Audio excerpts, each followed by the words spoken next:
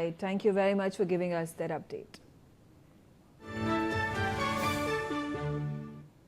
The DGCA has released a fresh statement on the Air India-IndiGo flight near collision at Air India Airport. The incident occurred around 6:30 p.m. today at Sardar Vallabhbhai Patel International Airport when an Air India Airbus A320 operating flight AI 2493 from Mumbai took an unintended turn while taxiing to its parking bay after landing.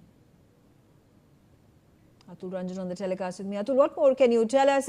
I hope the passengers and crew inside the aircraft are safe. Well, yes, a major crisis, that was averted given, given the fact that, two aircraft came face to face on the same taxiway, but were separated by about 200 meters. Now, what we're given to understand that the trajectory of the incident is the fact that the Air India aircraft, which was a Mumbai-Ahmedabad side, has landed to Ahmedabad, and after clearing the runway via taxiway, it was given a clearance to move to taxiway P and taxiway G. However, the aircraft continued on a certain taxiway, which is taxiway P, instead of taking a right turn, which the ATC had asked the Air India flight to take.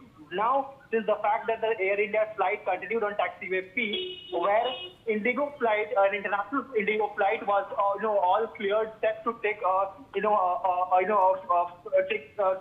such a departure on the same taxiway. That is when the Air India crew immediately noticed the IndiGo flight coming approaching the Air India flight, and that is when the brakes were put and both the flights were separated. Now, given the fact that there was a 200-meter distance between the two flights, there was no casualties. Obviously, there was no accident that was reported. Now, the DGCA has obviously, began a probe into the matter.